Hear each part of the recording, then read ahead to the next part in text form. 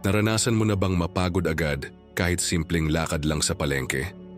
O kaya parang bigla na lang nanghihina ang mga binti mo kahit hindi mo naman masyadong ginamit buong araw? Kung oo, hindi ka nag-iisa.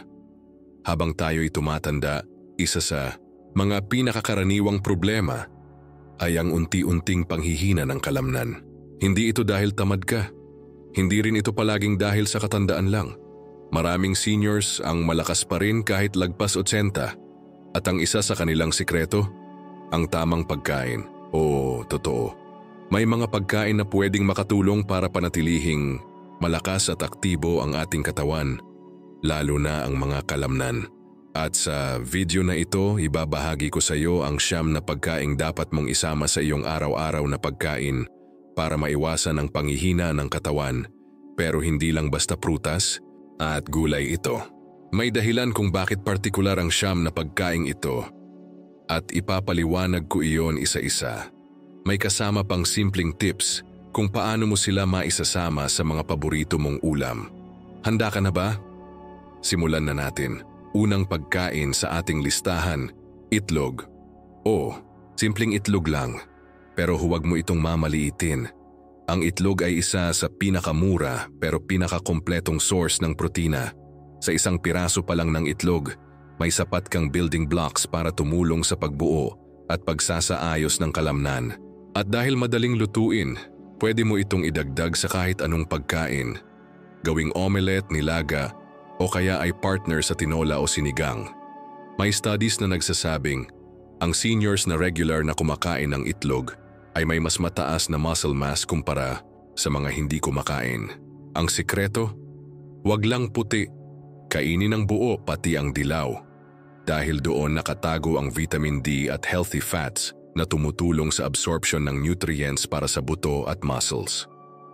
Ngayon, kung may problema ka sa kolesterol, tanungin muna ang iyong doktor kung ilang itlog ang safe para sa iyo kada linggo. Pero para sa karamihan, ang isang itlog araw-araw ay walang masamang epekto at malaking tulong pa sa kalusugan ng kalamnan. Pangalawa, malunggay. Kung merong tunay na superfood sa Pilipinas, malunggay na yon. Bukod sa vitamin C, iron at calcium, mayaman din ito sa amino acids na kailangan ng katawan para sa muscle repair. Isa pa, abot kaya ito at madaling itanim sa sariling bakuran.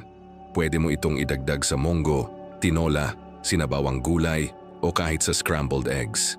Ang sikreto ng malunggay ay hindi lang sa lakas ng katawan, kundi pati sa resistensya, dugo at even energy levels. Kaya kung madalas kang mapagod o parang laging tinatamad, subukan mong gawing bahagi ng iyong pagkain ng malunggay sa loob ng 1 linggo. Baka magulat ka sa epekto nito, ito na. Ang pangatlong pagkain sa listahan, isda, lalo na ang bangus o galunggong. Hindi kailangang imported salmon para makakuha ng omega-3 fatty acids. Ang bangus at galunggong na karaniwang nasa palengke ay mayaman na rin sa protina at healthy fats. Ang omega-3 ay hindi lang para sa puso. Nakakatulong din ito para bawasan ang inflammation sa katawan na isa sa mga sanhi ng pananakit at panlalambot ng kalamnan. Isa pa, ang isda ay madaling tunawin kumpara sa baboy o baka, kaya mas magaan sa tiyan. Kung piprituhin mo man ito, ihalo mo sa gulay para balanse. Alam mo ba na sa mga lugar kung saan maraming matatanda ang umaabot sa mahigit 90 anyos, katulad ng Okinawa sa Japan, ang isda ay staple sa diet nila at halos araw-araw nila itong kinakain. Kaya hindi na nakapagtataka kung bakit malalakas pa rin sila kahit matanda na. Kung mapapansin mo, lahat ng 3 pagkaing ito, itlog, malunggay at isda, ay abot kaya, madaling lutuin at hindi komplikado. Pero ang epekto nila sa katawan mo ay malaki. Lalo na kung pagsasamahin mo sila sa tamang ehersisyo at sapat na tulog. Ngayong alam mo na ang 3 unang pagkain na makakatulong para maiwasan ang panghihina ng kalamnan.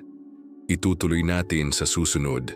Nabahagi ang iba pang pagkain na baka hindi mo inaakalang makakatulong sa katawan mo. At may isa diyan na paborito ng karamihan, pero baka di mo alam kung gaano ito kahalaga sa lakas ng katawan. Kaya huwag mong palalampasin ang part 2. Andito pa lang tayo sa simula, marami pa tayong matutuklasan. Kung andito ka pa at nanonood pa rin, comment mo na nga ang salitang 1 sa baba para alam kong kasama pa kita. Salamat at andito ka pa rin. Ibig sabihin talagang pinahahalagahan mo ang kalusugan mo. At yan ang isa sa pinakamagandang desisyon na magagawa ng isang senior. Kasi tandaan mo, hindi kailangang humina habang tumatanda. Marami sa katawan natin ang kayang lumakas basta alam natin kung anong ipapasok sa ating plato araw-araw. Ngayong tapos na tayo sa itlog, malunggay at isda gaya ng bangus o galunggong, dumako naman tayo sa ika-4 na pagkain na madalas hindi pinapansin pero napakalakas sa benepisyo, tokwa o tofu. O totoo, maraming nagsasabi ay pang-diet lang yan. Pero hindi lang para sa gusto pumayat ang tokwa. Ang totoo, ang tokwa ay galing sa soybeans at ito ay puno ng plant-based protein na kayang tumulong sa pagpapalakas ng kalamnan. Lalo na kung medyo nililimitahan mo na ang karne. Isipin mo ito. Sa isang serving ng tokwa, nakakakuha ka na ng protina, calcium, iron at magnesium. Lahat ng yan mahalaga para sa muscle recovery at bone strength. Mas maganda pa, hindi ito mabigat sa tiyan. Pwede mo itong gawing adobo, ihaw, o igisa sa gulay. At sigurado akong masarap pa rin. Kung mataas ang kolesterol mo at gusto mong bawasan ang red meat, ito na ang magandang alternatibo. At huwag kang mag-alala, kahit simpleng tokwa lang, malaki yung impact kapag consistent mong isinama sa diet mo. Susunod sa ating listahan, pang-5, saging.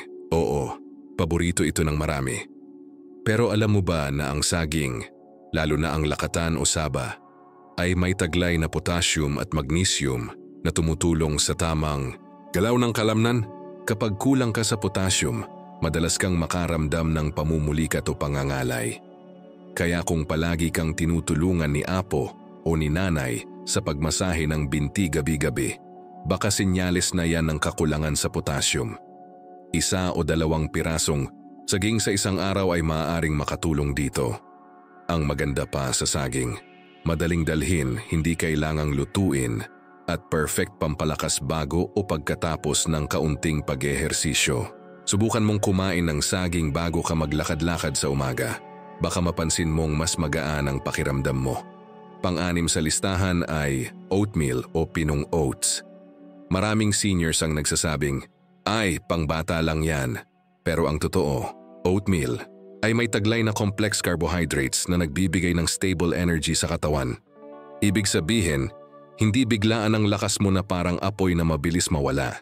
Dahan-dahan ang paglabas ng energy, kaya mas tumatagal ang sigla mo buong araw. Dagdag pa diyan, ang oatmeal ay mayaman sa B vitamins na mahalaga sa metabolismo at muscle repair. Kung lagi kang nanghihina sa umaga, baka ito na ang kailangan mo. At kung plain oatmeal lang ang ayaw mo, pwede mo itong haluan ng saging, gatas, mani, o kahit kaunting pulot. Gawin mong masarap at swak sa panlasa mo. Kaya sa puntong ito, meron na tayong 6 sa siyam na pagkaing tumutulong para maiwasan ang panghihina ng kalamnan. Itlog, malunggay, isda, tokwa. Saging oatmeal, makikita mong karamihan dito ay abot kaya, madaling lutuin at makikita sa palengke o grocery sa kahit anong bahagi ng Pilipinas. Hindi mo kailangang gumastos ng malaki para alagaan ang kalusugan ng iyong katawan.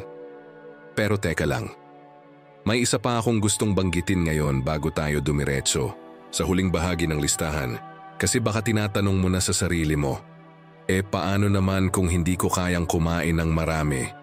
Minsan wala akong gana. Normal yan sa mga senior. Bumababa ang gana sa pagkain, minsan dahil sa gamot, stress, o kahit simpleng pangangalay lang ng katawan. Pero dito papasok ang sikreto. Kainin mo muna ang mga pagkaing pampalakas ng kalamnan bago ang iba. Halimbawa, unahin mo ang itlog sa umaga o saging bilang merienda. Kahit konti lang ang kain mo, siguraduhin mong may laman ng nutrisyon ang bawat subo. At syempre, Uminom ka ng sapat na tubig. Minsan kasi, akala natin pagod lang tayo. Pero ang totoo, dehydrated na pala tayo at ang mga kalamnan natin ay naghihina dahil kulang sa tubig. Kaya isang simpleng tip na sobrang halaga. Uminom ng 6 poryoy na baso ng tubig bawat araw, lalo na kung mainit ang panahon. Bago tayo tumuloy sa part 3 kung saan pag-uusapan natin ang huling 3 pagkain na talagang may lakas para sa katawan, gusto kong tanungin ka, na-try mo na ba ang mga nabanggit kong pagkain? Alin ang paborito mo at kung andito ka pa rin ngayon, ibig sabihin talaga'y seryoso ka sa pagpapalakas ng katawan mo. Comment mo nga ang numerong 2 sa baba kung nanonood ka pa rin. Gusto kong malaman kung sino talaga ang kasabay ko hanggang dulo. Kita tayo sa part 3. Ayos, kung nakarating ka na rito sa part 3, saludo ako sa'yo. Ibig sabihin, seryoso ka talaga sa pagpapalakas ng katawan mo. Alam mo, maraming matatanda ang sumusuko na lang. Sabi nila, tanda na kasi o kaya ganyan talaga, wala na tayong magagawa. Pero ikaw, hindi ka katulad nila. Pinipili mong alamin kung ano ang pwede mong gawin para manatiling malakas, masigla at independent. At para sa akin, yan ang tunay na matapang. Ngayon ituloy na natin ang natitirang 3 pagkain na makakatulong sa'yo para maiwasan ang panghihina ng kalamnan. Pang-7, mani o peanuts. Maraming matatanda ang iniiwasan ng mani dahil akala nila nakakataba lang ito. Pero ang totoo, kung kakainin sa tamang dami, ang mani ay isang powerhouse ng nutrisyon para sa muscles. Ang mani ay mayaman sa healthy fats, protina, magnesium at vitamin E. Isang antioxidant na tumutulong labanan ang pamamaga sa katawan. Tandaan mo, kapag madalas kang masakit ang kasu-kasuan o parang hindi makalakad ng matagal, maaaring may low-level inflammation ka at dito makakatulong ang vitamin E. Maganda rin ito bilang merienda. Isipin mo, sa halip na kumain ng chichirya o matatamis na tinapay, bakit hindi ka maghanda ng kaunting inihaw na mani o peanut butter na walang halong asukal? Ang sikreto lang, huwag sosobra. Isang dakot ng mani o isang kutsara ng peanut butter sa isang araw ay sapat na. Tandaan mo, kahit healthy, kailangan pa rin ng balanse. Pang-8, kamote o ang simpleng kamote na galing lang sa bakuran ay isa sa mga underrated heroes pagdating sa muscle health. Ang kamote ay may taglay na complex, carbohydrates, potassium at beta-carotene. Ibig sabihin, nagbibigay ito ng energy na pangmatagalan habang tinutulungan ang katawan mo na protektahan ang mga kalamnan mula sa oxidative stress. Kung minsan ay pakiramdam mo ay para kang nauubusan ng lakas sa hapon, subukan mong kumain ng kamote bilang merienda. Pwede mong ihurno, lagyan ng kaunting mantikang niyog o ihalo sa lugaw. Masustansya na, busog pa. Alam mo bang maraming atleta sa ibang bansa ang kumakain ng kamote pagkatapos ng workout? Kasi mabilis ang recovery ng muscles nila dahil sa sustansyang taglay nito. Kung gumagana sa kanila, gumagana rin para sa atin. Lalo na kung senior ka na at gusto mong manatiling maliksi. At eto na, ang panghuli, gatas o dairy alternatives. Hindi mawawala sa listahan ng gatas dahil ito ang isa sa mga pinakakumpletong pagkain pagdating sa calcium, protina at vitamin D. Pero alam ko, marami sa inyo ang hindi na uminom ng gatas dahil sa lactose intolerance o dahil nadala sa paniniwala na pangbata lang ito. Pero ito ang katotohanan. Ang senior na regular na umiinom ng gatas o kumakain ng yogurt ay mas mababa ang tsansa ng muscle loss at buto-buto na mabilis mapinsala. Kung hindi ka hiyang sa regular na gatas, may mga almond milk o soy milk na may dagdag na calcium at vitamin D. May mga yogurt din na lactose-free. Subukan mong magdagdag ng 1 baso ng gatas tuwing almusal o kaya yogurt bilang dessert sa hapon. Hindi mo man agad mararamdaman ang epekto, pero sa loob ng ilang linggo, mapapansin mong mas may lakas ka, mas mabigat ang tulog mo, at mas kalmado ang pakiramdam mo. At yan ang siyam na pagkain na tulong-tulong para mapanatili ang lakas ng iyong kalamnan. Itlog, malunggay, isda tulad ng bangus o galunggong, tokwa, saging, oatmeal, mani, kamote, gatas, o dairy alternatives, ngayong kompleto na ang listahan, gusto kong bigyan ka ng paalala.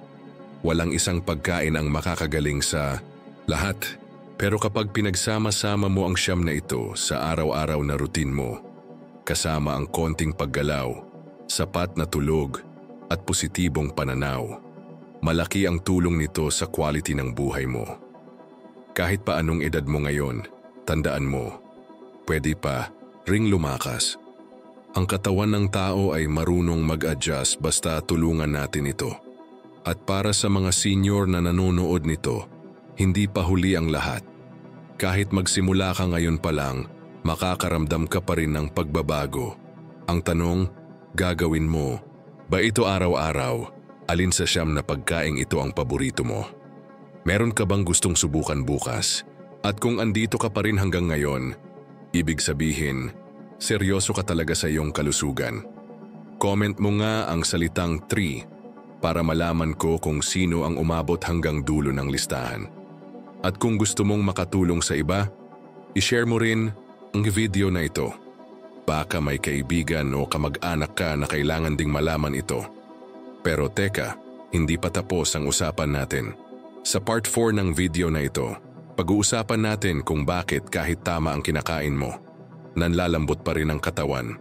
Kung baka kasi may iba pang sanhi na dapat mong malaman.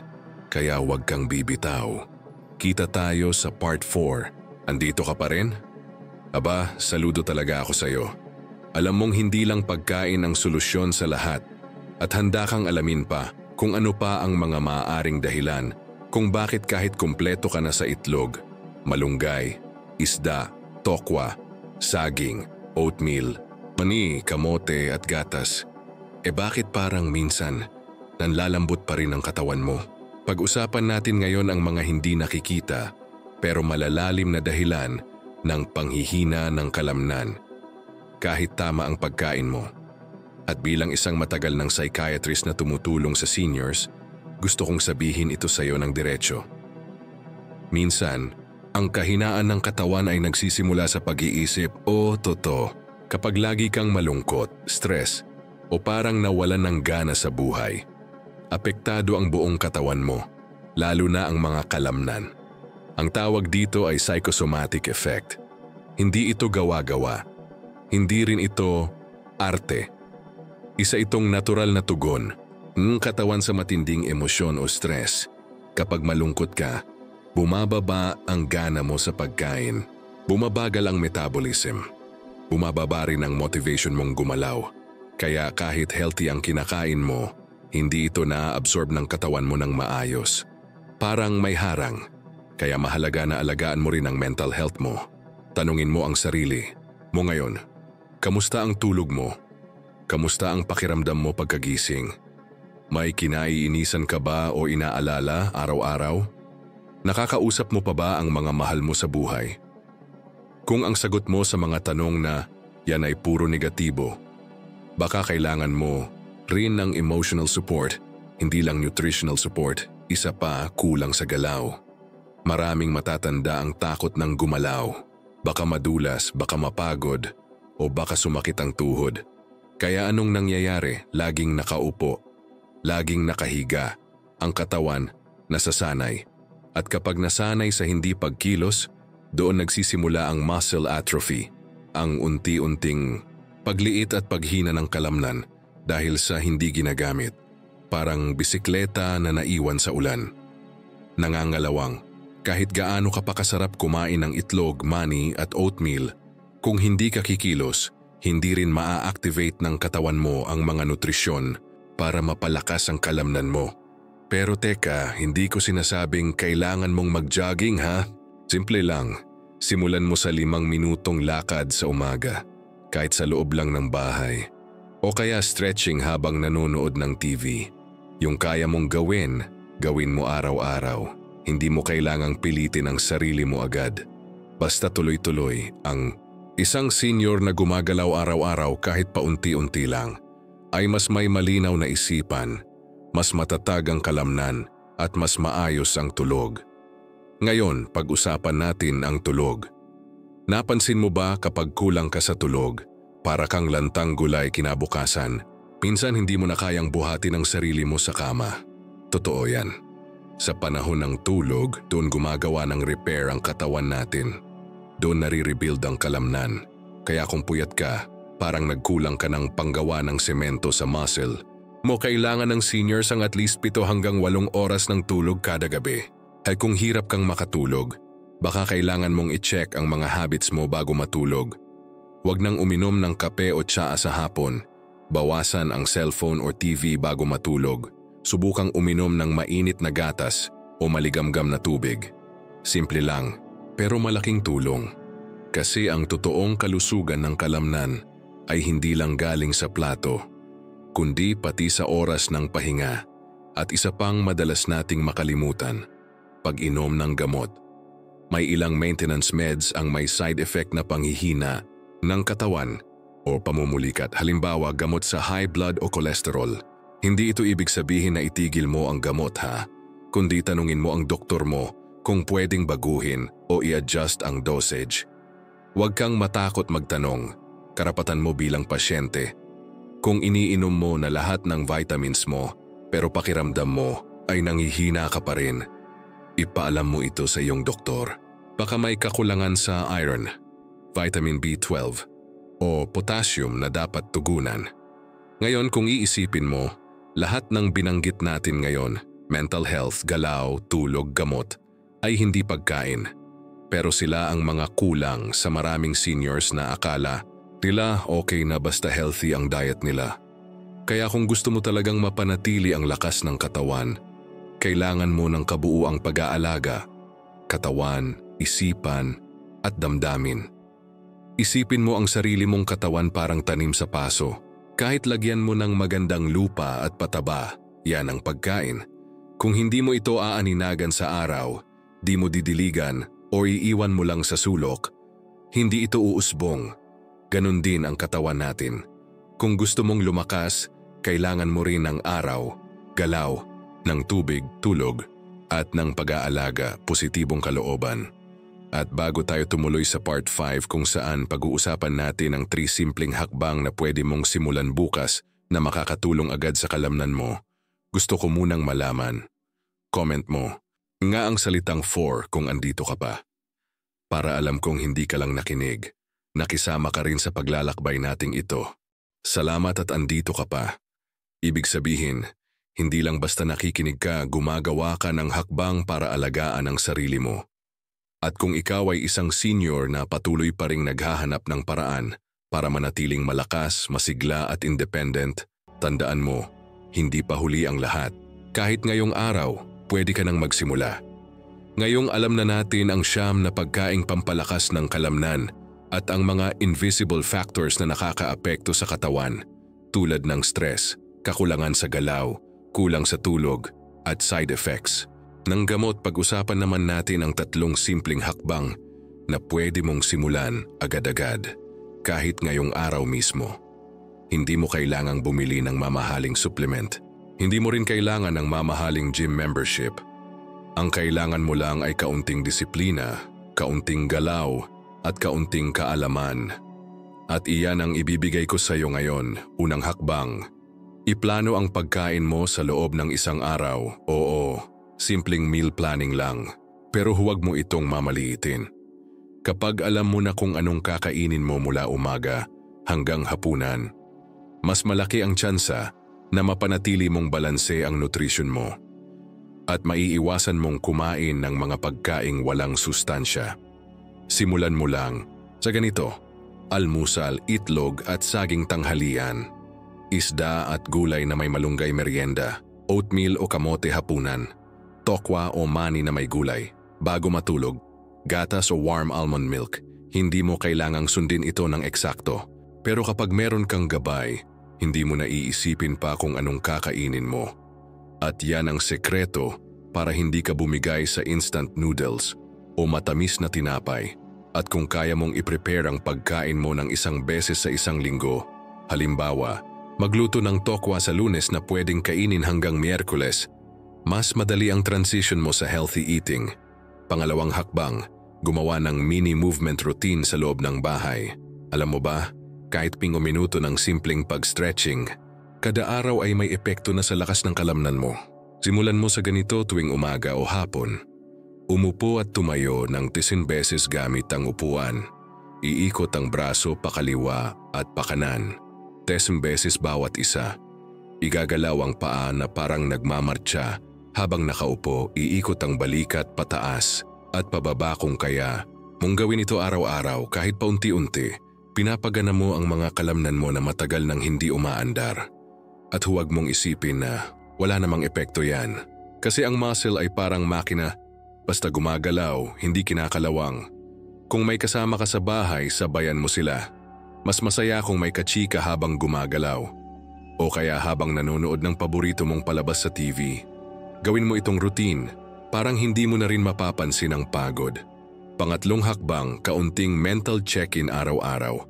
Alam kong maraming seniors ang masyadong abala sa mga iniisip, anak, apo, bills, kalagayan ng katawan, gamot, at iba pa. Pero ang madalas na nakakalimutan ay ang sariling emosyon. Kaya simulan mo ito ngayong gabi. Sa tuwing matutulog ka, tanungin mo ang sarili mo. Ano ang isang bagay na ipinagpapasalamat ko ngayon? Ano ang nagpasaya sa akin kanina? Anong bagay ang gusto kong gawin bukas? Simpleng tanong, pero nakaka-reset ito ng isipan. Kapag mas kalmado ka, mas masarap ang tulog mo. At kapag mas maayos ang tulog mo, mas makakabawi ang katawan mo. Alam mo, marami akong nakausap na senior na pagod na hindi lang sa katawan kundi sa damdamin. Hindi sila sinasaktan pero pakiramdam nila wala nang silbi. Para bang naging tahimik na background na lang sila sa buhay ng ibang tao. Pero tandaan mo ito, hindi ka invisible. Hindi ka tapos, may silbi ka pa. At habang andito ka pa, habang kaya mo pang ngumiti, kumain, gumalaw, magpatawa o makinig, may dahilan pa para alagaan mo ang sarili mo. Kaya ngayong gabi, bago ka matulog, tanungin mo ulit ang sarili mo. Ginawa ko ba ang kahit isang hakbang para sa kalusugan ko ngayon? Kung oo, ipagmalaki mo yan. At kung hindi pa, bukas ang panibagong pagkakataon. Sa susunod na part 6, iikot tayo pabalik sa kabuuan ng ating pinag-usapan. Magbibigay ako ng simple, step-by-step plan na pwedeng sundin araw-araw para mapalakas ang katawan, utak at puso kahit ikaw ay lampas 70, 80 o 90 na. Pero ngayon, kung andito ka pa at nakikinig pa rin, comment mo ang salitang 5. Kasi yan ang pinaka-powerful na desisyon ng kahit sinong senior ang magsimula. Andito ka pa rin? Ibig sabihin hindi ka lang nanood. Nakisama ka talaga sa buong paglalakbay. At para sa isang senior na gustong lumakas, umayos ang pakiramdam at manatiling buhay na buhay ang katawan, yan ang unang hakbang sa totoong pagbabago. Ngayon balikan natin sandali ang lahat ng natutunan natin. Pero huwag kang mag-alala, hindi ko ito uulitin ng parang lecture. Ipapakita ko ito bilang isang simpleng planong pwedeng sundin araw-araw. Kahit ikaw ay nasa bahay lang, tuwing may iniinda o limitado ang galaw. Step 1. Kumain para sa lakas, hindi lang para mabusog. Hindi lahat ng pagkain ay pantay-pantay. Ang ilan ay nagbibigay lang ng lasa. Pero ang siyam na pagkaing ito, sila ang nagbibigay ng lakas, tibay at sigla. Itlog, kumpletong protina para sa muscle repair. Malunggay, gulay na may amino acids, iron, calcium, isda. May omega-3 na panlaban sa panlalambot, tokwa, plant-based protein para sa kalamnan. Saging, may potassium laban sa pamumulikat, oatmeal, mabagal na energy, pampatibay, mani, healthy fats at vitamin E, laban sa panghihina, kamote, pampalakas, and panlaban sa oxidative stress, gatas, may calcium at vitamin D para sa buto at muscles. Ang sikreto dito? Isama mo lang kahit 3 sa 9 na ito araw-araw. Hindi kailangang lahat sabay-sabay. Basta consistent. Gawin mong paborito ang malunggay sa tinola. Gawing almusal ang oatmeal na may saging. Gawing merienda ang mani o tokwa na adobo. Ang goal mo, makabuo ng simple, masarap, abot kayang routine na kaya mong ulit-ulitin araw-araw. Step 2. Gumalaw ng may layunin. Hindi kailangan ng matinding workout para lumakas. Ang kailangan lang ay ang huwag hayaang mangalawang ang katawan. 5 to 10 minutes ng stretching tuwing umaga. Pagupo at pagtayo mula sa silya. Paglalakad-lakad kahit sa loob ng bahay. Pag-ikot ng mga braso, leeg, at tuhod basta gumalaw ka. Ang hindi ginagamit, lumiliit. Ang laging pinapagana, tumitibay. At kapag sinamahan mo pa ito ng tamang pagkain, boom, panalo. Hindi lang mas malakas ang katawan mo, mas masigla pa ang isipan mo. Step 3. Ayusin ang isip at damdamin. Araw-araw, ang kalamnan ay hindi lang ginagawa sa kusina. Ginagawa rin ito sa isipan. Kapag lagi kang stress, lungkot at takot, bumabagal ang katawan mo. Pero kapag kalmado ang puso mo at malinaw ang isipan mo, mas madali mong maramdaman ang gana, galaw at ginhawa. Kaya gawin mo itong mini-habit bago madulog. Tanungin ang sarili, ano ang ipinagpapasalamat ko ngayon? Huminga ng malalim, 3 beses. Isipin kung sino ang gusto mong tawagan o kumustahin bukas. Dahil ang simpleng pasasalamat, nagdudulot ng lakas. Step 4. Magpahinga ng sapat. Tulog ang oras ng repair ng katawan. Hindi ito luho, ito'y gamot. Uminom ng mainit na gatas bago matulog. Iwas gadget 1 oras bago humiga. Magdasal o magpasalamat kapag naging habit ang tulog na maayos. Hindi lang gumaganda ang balat o memorya mo. Mas gumagaan ang katawan mo. Step 5. Magsimula ngayon. Huwag mo nang hintayin ang Lunes o ang tamang panahon. Kahit 1 itlog lang, bukas sa umaga, kahit 5 minutong lakad. Yan ang simula kasi minsan ang hinihintay lang ng katawan mo ay ikaw mismo. Hindi mo kailangang maging perpekto. Hindi mo kailangang sabay-sabay gawin lahat. Ang kailangan mo lang ay magsimula, ituloy at maniwala. Gusto ko sanang tapusin ang video na ito sa isang personal na mensahe mula sa akin na hindi lang bilang host, kundi bilang taong may malasakit sa mga senior na katulad mo.